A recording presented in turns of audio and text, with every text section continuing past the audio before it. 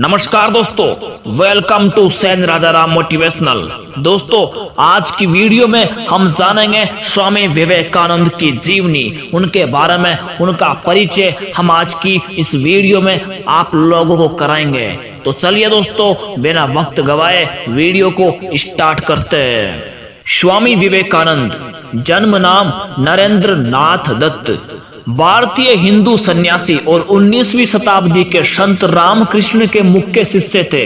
भारत का आध्यात्मिकता से परिपूर्ण दर्शन विदेशों में स्वामी विवेकानंद की वक्रता के कारण ही पहुंचा।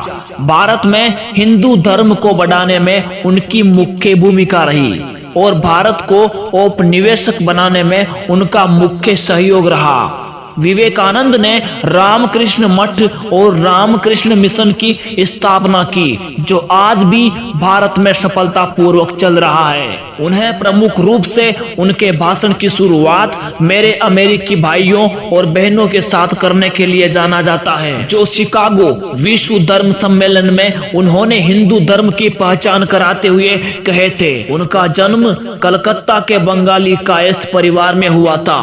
स्वामी जी का ध्यान बचपन से ही आध्यात्मिकता की ओर था। उनके गुरु रामकृष्ण का उन पर सबसे ज्यादा प्रभाव पड़ा, जिनसे उन्होंने जीवन जीने का सही उद्देश्य जाना, स्वयं की आत्मा को जाना और भगवान की सही परिभाषा को जानकर उनकी सेवा की और सतत अपने दिमाग को भगवान के ध्यान में लगाए रखा।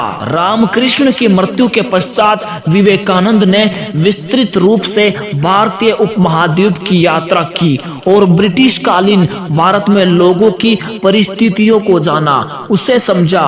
बाद में उन्होंने यूनाइटेड स्टेट्स की यात्रा की, जहां उन्होंने 1893 में विश्व धर्म सम्मेलन में भारतीयों के हिंदू धर्म का प्रतिनिधित्व किया। विवेकानंद ने यूरोप, इंग्लैंड और यूनाइटेड स्टेट में हिंदू शास्त्र की 100 से भी अधिक सामाजिक और वैयक्तिक क्लासेस ली और भाषण भी दिए। भारत में विवेकानंद एक देशभक्त संत के नाम से जाने जाते हैं और उनका जन्मदिन राष्ट्रीय युवा दिन के रूप में मनाया जाता है। प्रारंभिक जीवन, जन्म और बचपन। स्वामी विवेकानंद का जन्म नरेंद्र नाथ दत्ता, नरेंद्र यानी कि नरेन के नाम से 12 जनवरी 1863 को मकर संक्रांति के समय उनके पैतृक घर कलकत्ता के गौर मोहन मुखर्जी स्ट्रीट में हुआ, जो ब्रिटिश कालीन भारत की राजधानी थी। उनका परिवार एक पारंपरिक कायस्थ परिवार था। विवेकानंद के 9 भाई बहन थे। उनके पिता विश्वनाथ दत्ता कलकत्ता हाई कोर्ट के वकील थे। दुर्गा चरण दत्ता, जो नरेंद्र के दादा थे, वे संस्कृत और पारसी के विद्वान थे, जिन्होंने 25 साल की उम्र में अपना परिवार और घर छोड़कर एक सन्यासी का जीवन स्वीकार कर लिया था। उनकी माता भुवनेश्वरी देवी एक देवभक्त गृहिणी थी। स्वामी जी के माता और पिता के अच्छे संस्कारों और अच्छी परवरिश के कारण स्वामी जी के जीवन को एक अच्छा आकार और एक उच्च कोटि की सोच मिली। युवा दिनों से ही उनमें आध्यात्मिकता के क्षेत्र में रुचि थी। वे हमेशा भगवान की तस्वीरों जैसे शिव, राम और सीता के सामने ध्यान लगाकर साधना करते थे। साधुओं और सन्यासियों की बातें उन्हें हमेशा प्रेरित करती रही। नरेंद्र बचपन से ही बहुत शरारती और कुशल बालक थे। उनके माता पिता को कई बार उन्हें संभालने और समझने में परेशानी होती थी। उनकी माता हमेशा कहती थी कि मैंने शिव जी से एक पुत्र की प्रार्थना की थी और उन्होंने तो मुझे एक शैतान ही दे दिया। स्वामी विवेकानंद शिक्षा। 1871 में 8 साल की आयु में स्वामी विवेकानंद को ईश्वर चंद्र विद्यासागर मेट्रोपॉलिटन इंस्टीट्यूट में डाला गया। 1877 में जब उनका परिवार रायपुर स्थापित हुआ, तब तक नरेंद्र ने उस स्कूल से शिक्षा ग्रहण की। 1879 में उनके परिवार के कलकत्ता वापस आ जाने के बाद प्रेसिडेंसी कॉलेज की एंट्रेंस परीक्षा में फर्स्ट डिवीजन लाने वाले वे पहले विद्यार्थी बने।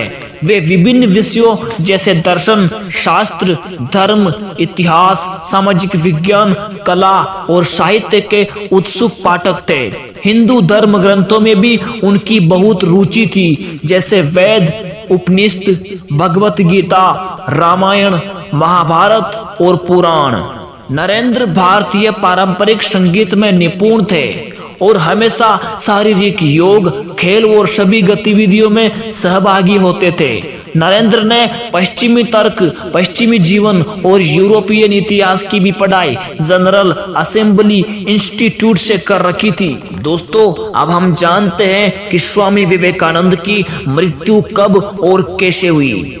4 जुलाई 1902 को विवेकानंद सुबह जल्दी उठे और बेलूर मठ के पूजा घर में पूजा करने गए और बाद में 3 घंटों तक योग भी किया।